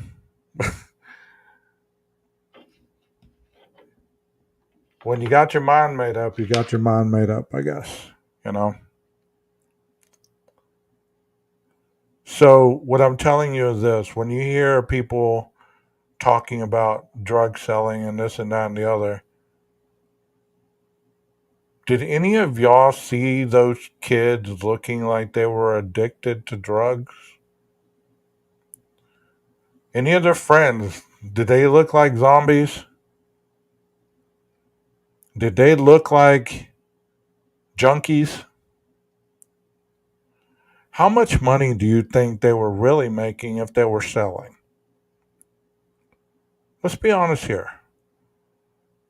Because people claim that they were making enough money for Kaylee to afford that Range Rover, for them to afford to be able to fly to Spain or wherever they went. That was drug money. That was drug money. No, it was not drug money. Get off the gas. You got to be pushing some serious weight. You got to be pushing some serious weight to be making that kind of money. You know? Yeah, those kids drank. They did drink. I give it that. I mean, if anything, they were drinkers. They were drinkers. I get that. But drug addicts, no. I don't even see. I mean, there's been theory that that was a stash house. They were stashing drugs. They were stashing money, and that's why it took it 8 hours for them to call the cops, because they were busy getting that stuff out the house. Where were where were they taking it? There was only two entrances, one in the back and one in the front. And if you're running out the back trying to stash it somewhere, and that's the same route the killer took, think of all them little footprints that were around the back door. Think of all the little footprints out the front door.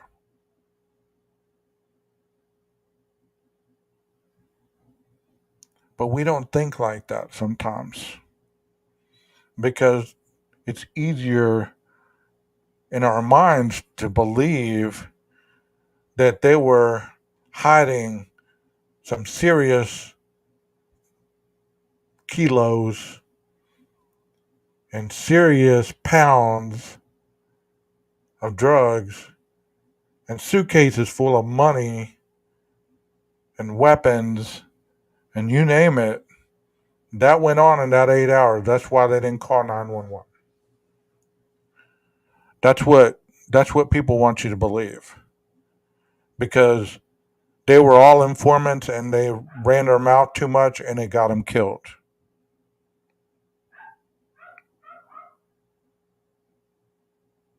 Did you hear what I just said? They were all informants. They were they were snitching on everybody. Maddie opened her mouth one too many times and it got them all killed.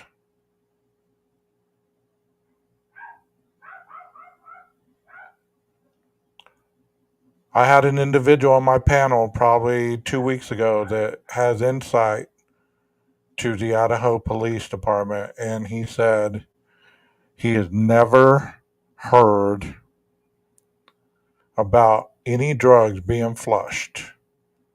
Even though there is a gag order, he said he would have heard this. He would have heard about this. So if you flush $25,000 down the drain, down the toilet, you don't think that they're going to go looking for those drugs in the system, in the pipes? You don't think they're going to go looking for them drugs?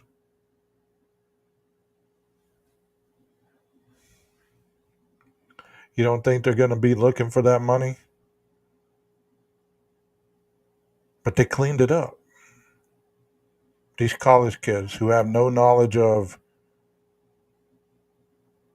even calling 911 whenever they hear something that sounds abnormal, but they have the knowledge to clean up a crime scene. Does that really sound logical to you?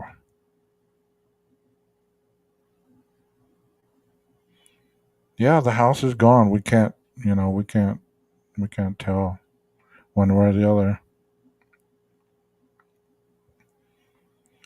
Well, that all that water goes somewhere. It goes to the processing plants. They're knowledgeable enough to know where everything goes, and I'm sure they would be knowledgeable enough to find a bunch of blue pills or whatever. No, they didn't clean up the drug. They didn't clean up the crime scene. There was blood in there. There was blood in there. That wasn't cleaned up. It would have been able to be seen if it was cleaned up.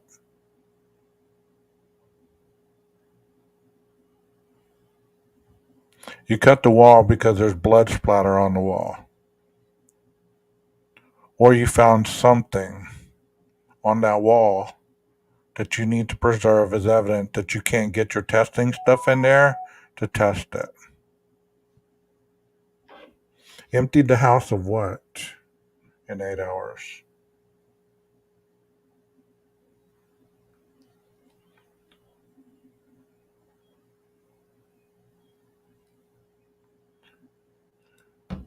Empty the house with what? What were they emptying it? Those girls supposedly didn't come out their rooms. Who was emptying the house?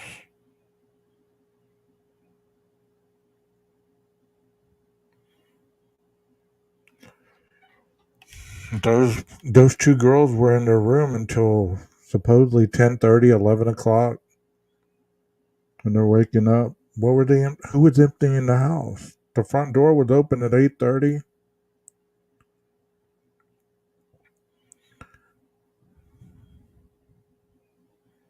He had a month to clean that car. It's not like they caught him the next day. He had a month. If there was anything in his Elantra that was tied to the house, he had a month to dispose of it. He had 8 hours, 12 hours to dispose of it. The cop didn't show up right away. You just you don't put these things together. It's not like the cops were waiting right outside. As soon as he left, they busted in and started doing their evidentiary searches.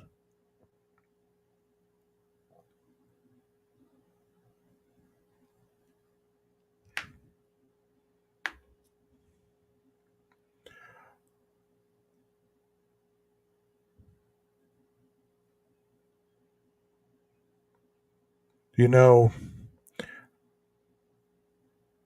of course it does. Of course it does. Logic does work both ways. But just as we're talking, which out what outweighs the other? Does the logic lean toward your thoughts or does it lean toward the reality based evidence? That's a good question. Why would Jack sell his car a few days later? I don't know if I've heard that before. Yeah, the whole case is bizarre. I mean, there's many theories. There's the fight at the frat house. There's snitches get stitches, all that stuff. I mean, it's it's like every week since it happened, there's been some kind of narrative that somebody puts another piece of the puzzle together and they want to finish the puzzle because it's overwhelming to understand how this crime scene happened, how it happened. That would be something. Yeah, that would. That receipt from Walmart was in Brian's place and left from the previous tenant. That'd be something. Yeah. You know, it's interesting because I mean, I'm in the middle here, and I'm actually being able to put both sides out there without being sarcastic or being angry about it or anything else. I had a long discussion about the shower curtain with somebody. The shower curtain was supposedly not in his bathroom, so instantly, when people hear things like that, they instantly start putting pieces together on things that they have seen in other crimes or have heard about. And like I stated, have you ever been to college and at the end of the semester not thrown your shower curtain away because it's either not hanging right, it's dirty, it's grimy, it's whatever? Have y'all ever done that? Like taken that shower curtain down and replaced it the next semester when you came back? There was a lot of y'all are talking about, some of the other murders that happened there. There was the hazing of the one individual, you know, and that's where my mind went at first. Those three that were supposedly around that individual, I thought, okay, somebody found out about that and they were going to go expose those three or four people that are around that death. And those three or four people took it out on the four people. But see how silly that sounds too? Because cause and effect says if there is a cause, the effect must not tie it back to the cause. Does that make sense, guys? Cause and effect says the effect must not tie it back to the cause. So the same thing happens in this quadruple homicides. The cause must not tie it back to the effect because then you're going to get caught. Obviously, simple as that.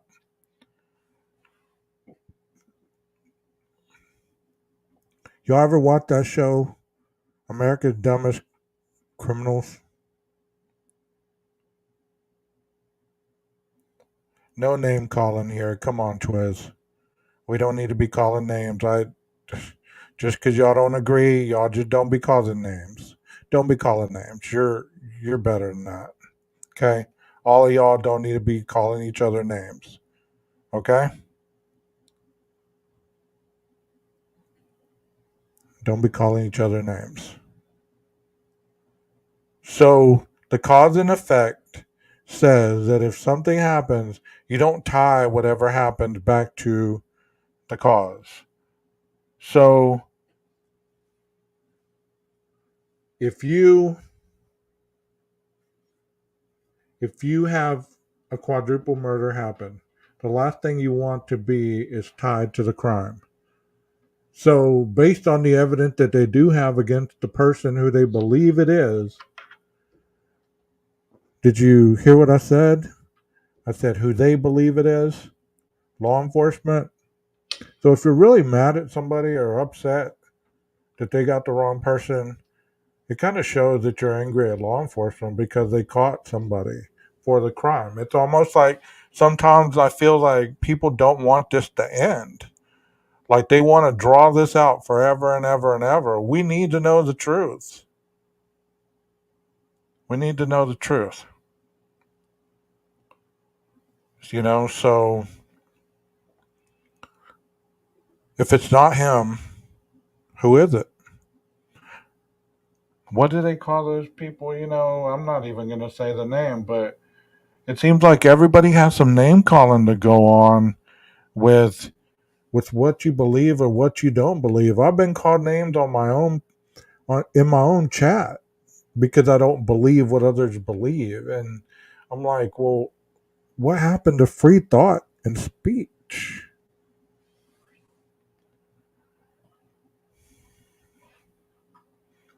The same way that I'm asking you to be open-minded about if it's not him, who is it? What about the evidence that you say is not real? Can you be open-minded enough to believe that it could be real?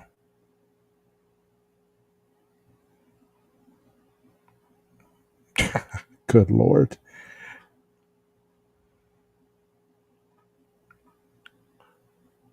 I mean, because that's what this channel's about. And I mean, those of you that have been here long enough, y'all know what my beliefs are about this.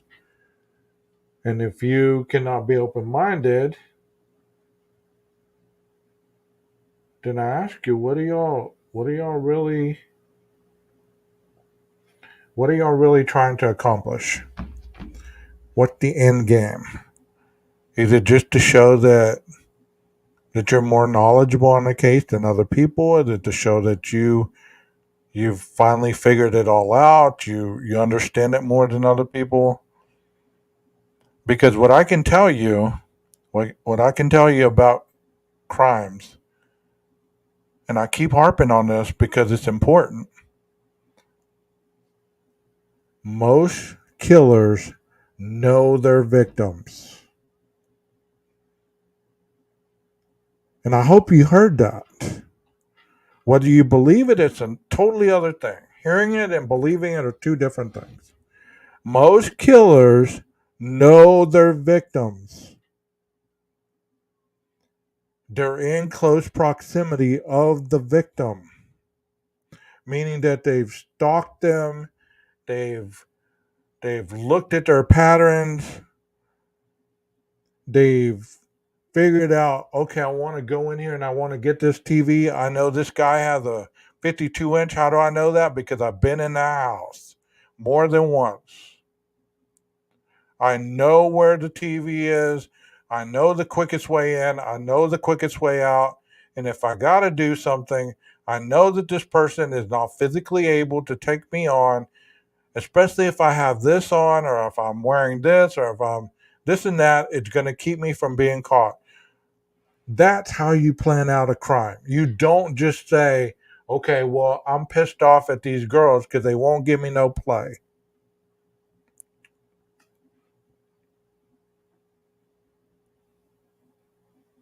They won't give me no play, so I'm going to go kill everybody in the house but two people. So I'm saying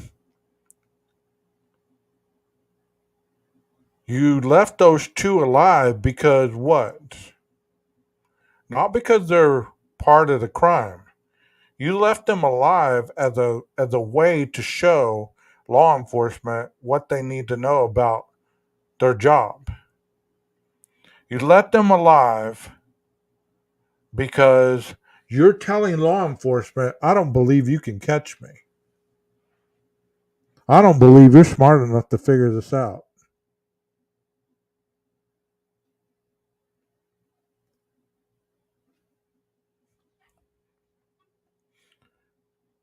So you leave these two people alive for a reason. That girl opened that door 3 times. Did she leave her room or did she just open the door? We don't know because it didn't say in the PCA. She could have walked up the stairs, heard what was going on, ran back down, closed the door. We don't know that because it wasn't in the PCA. The second time, did she walk down towards Anna's room, toward the bathroom? Maybe heard something other than what was in the PCA.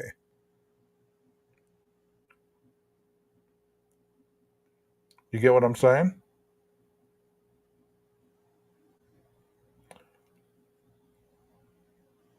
Well, we believe that he was out of gas, but we don't know. Come on, you just killed 4 people? What's 2 more? What's 2 more?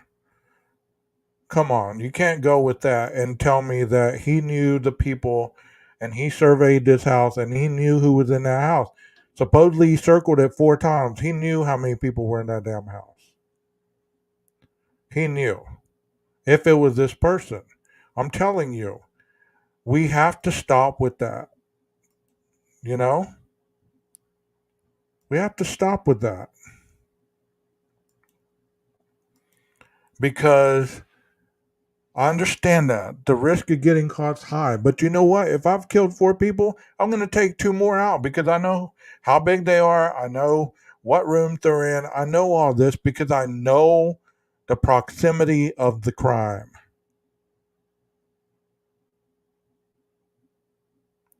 Exactly, Mercy. I know the proximity of the crime. So these people are just as easy to take out as the other girls, as the other guy. Obviously, those 4 were no match for this individual. So to say those other 2 would have been because he was tired, come on. This person was on a mission.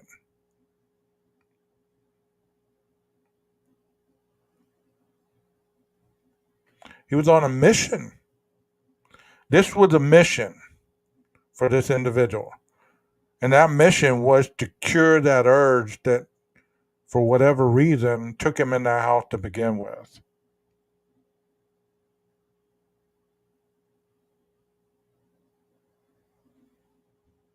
You know? He was on a mission. And if you've ever prepared for anything in your life, you know damn well when it comes to executing it, you got to build yourself up and you're going to complete it whether you're exhausted or whether you're not.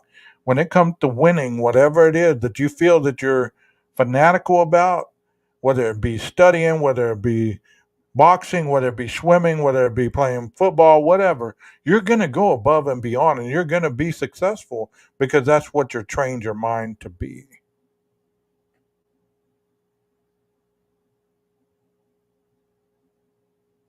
Do you get what I'm saying?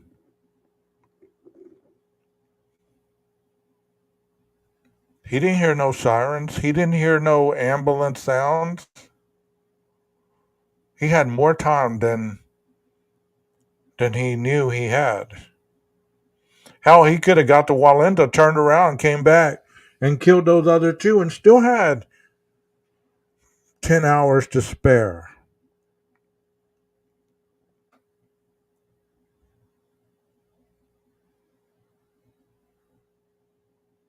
Can y'all fathom the point that maybe the eyewitness description was not as accurate as was portrayed? Maybe there were some things that were in that eyewitness observation that were not as clear as could have been. You ever wonder if possibly what was heard was not really heard? Because Saying it sounds like is not saying it is like it is. To say it sounds like Kaylee's playing with her dog is not saying, hey, Kaylee's up there playing with her dog. I know what that sounds like. It sounds like somebody said, it's okay, I'm here to help you. It sounded like somebody was whimpering. Yeah, that's not the same thing as saying, that's Kaylee up there playing with her dog. I know what that sounds like. She does it every night. She plays with her dog every night before bed. I know what that sounds like. I know what it sounds like when somebody speaks down the hallway. I know what it sounds like when somebody's in the bathroom and they're talking in the shower or singing in the shower. I know what that sounds like. Yeah, you can't differentiate whose voice is who, and you live in that house that long, and y'all even did a video pretending to be each other, so you know what each other's voice sounds like. Whether somebody's screaming, whether somebody's singing, whether somebody's whispering, you know their voice. So you can't tell me that you thought it was Kaylee that said someone's here.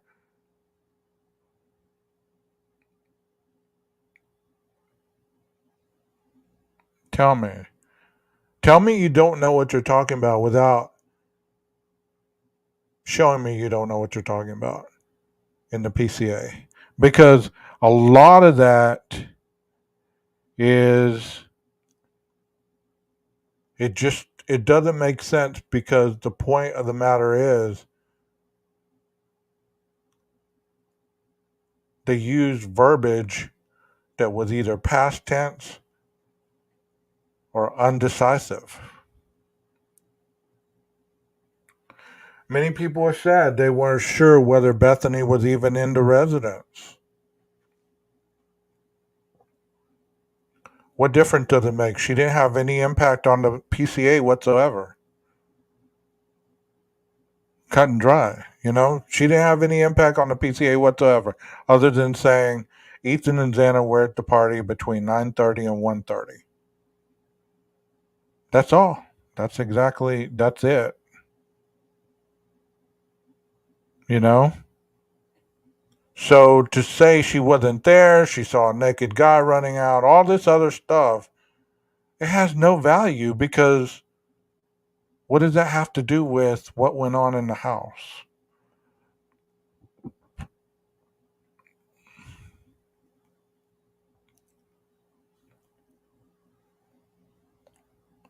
Her statements only have an impact if it was Brian that she was saying that did it, because he's the one locked up. If she said anything other than that, no impact whatsoever, because it didn't free him.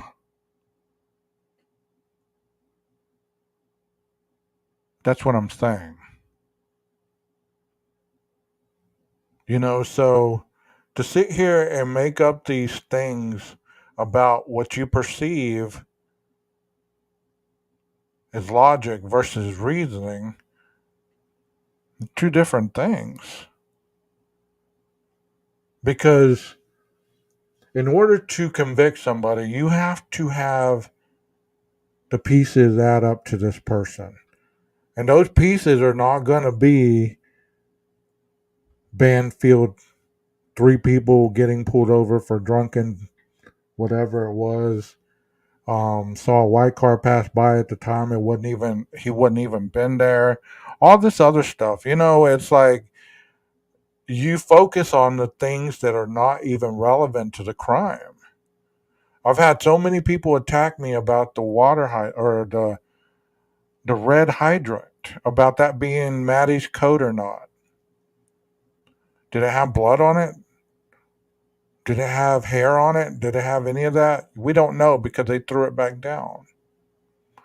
So in reality, that has no inkling to the crime.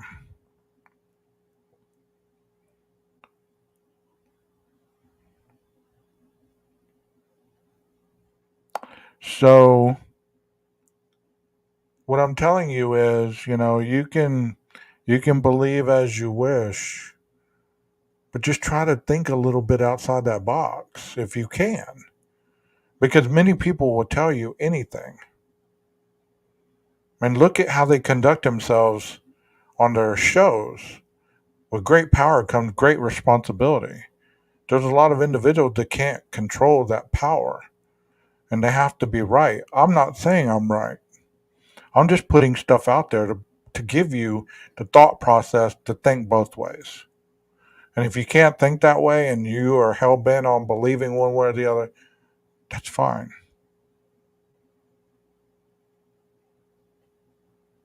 You know, it's fine. I enjoy y'all being in here. I mean, I don't even know what y'all are talking about. I'm so used to 5 people being in chat where I can read everything, but there's 22 of you in here, and I'm happy about that. I just don't know what y'all are talking about in chat. I'm scanning over it.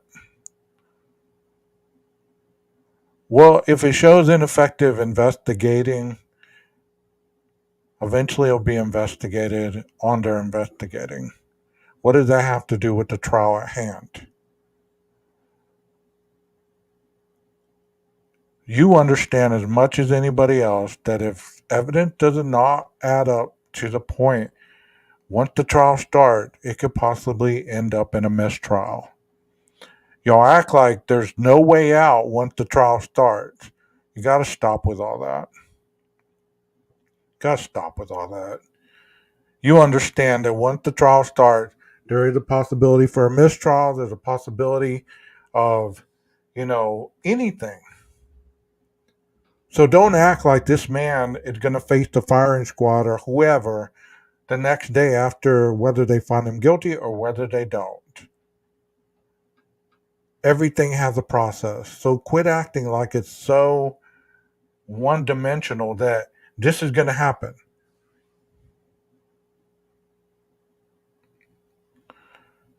We all have poor work matters. None of us are perfect. We all have the ability to do a shitty job at our job. I'm one to admit, first and foremost, sometimes I do a crappy job at what I do. And it could affect others' freedom. I work with kids that are on probation. So to say that we're all perfect, do I believe that everything they did at that crime scene was perfect? No. I'm not naive enough to think that. But I'm also not naive enough to think that their incompetence is going to override a death penalty case if they can provide enough evidence to show that they were competent in finding evidence to show that this individual or somebody else committed these 4 crimes. And that should be the important thing, not about anything else. Me too. I hope it's here in a year, 2 years, 5 years, because I'm ready for this case to be over. I'm ready for it to be done and over.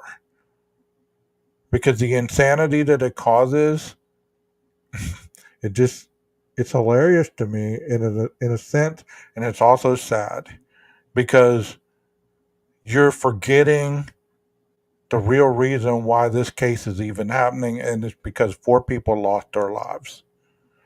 It's not the incompetence of the cops. It's not the incompetence of the judge. It's not the incompetence of the prosecutor or the defense attorney. It's not whether Brian had on Dickies that night or whether he was matching in all black, whether his nitrate gloves were black, blue, yellow. None of that. 4 people lost their lives, and the point should be about that.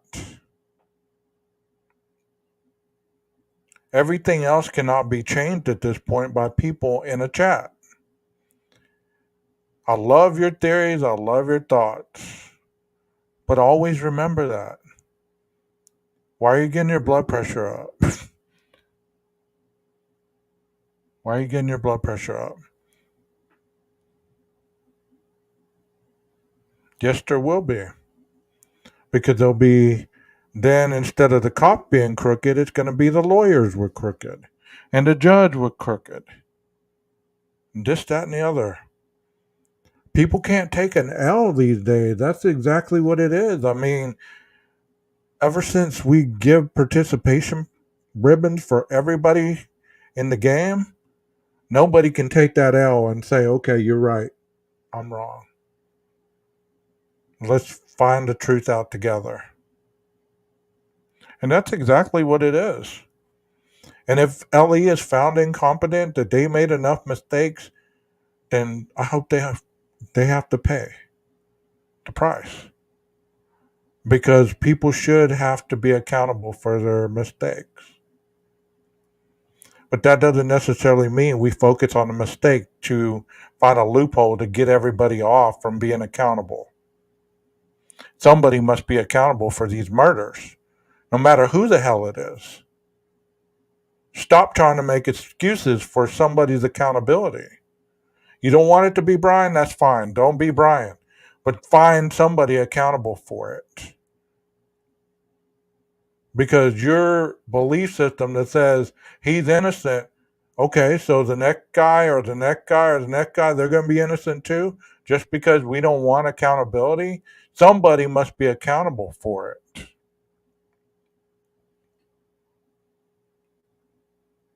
That's my belief system.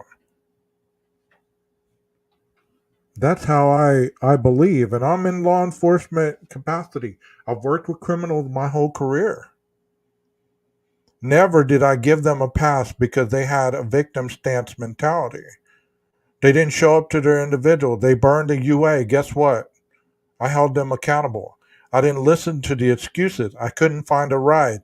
Nobody did this, or this person passed away, so therefore I decided to get high. Well, you know what?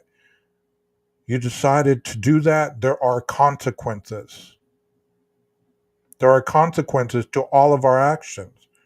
Just because you can make an excuse behind something does not make it less accountable on your part.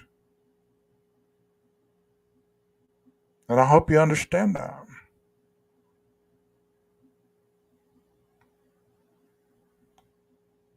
How come it's difficult? If you don't believe it's BK, try to find out in your mind who it is. Because people are fighting over guilty or innocent, guilty or innocent.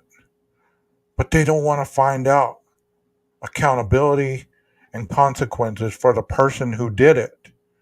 This isn't a game show. This isn't a reality show. This is real life. 4 people died, and more are going to die in the future.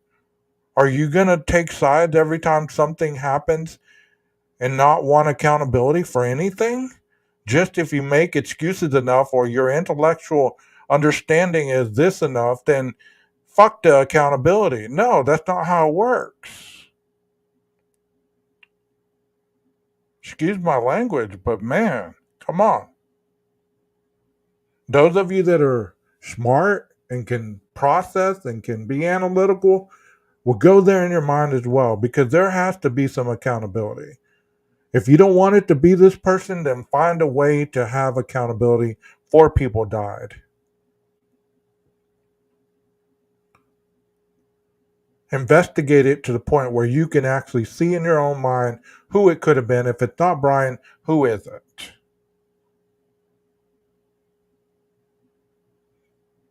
I'm not condemning anybody because I don't have that power. I'm not on the jury. None of us are. You know? None of us are. What I'm saying is, if it's not Brian, who is it? Find your evidence. Find the culprit.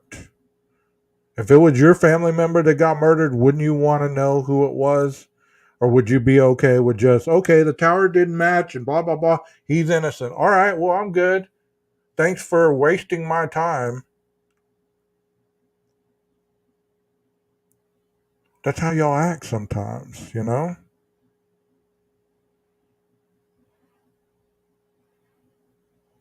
I'm not saying you haven't, Heather. I'm not.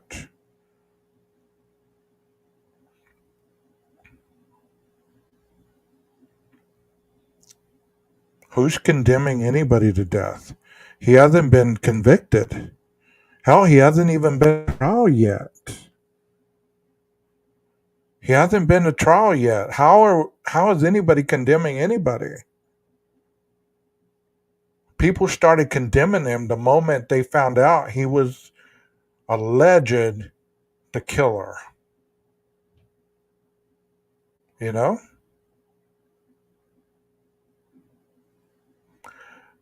And that's what I have to say about that. I hope y'all enjoyed the live.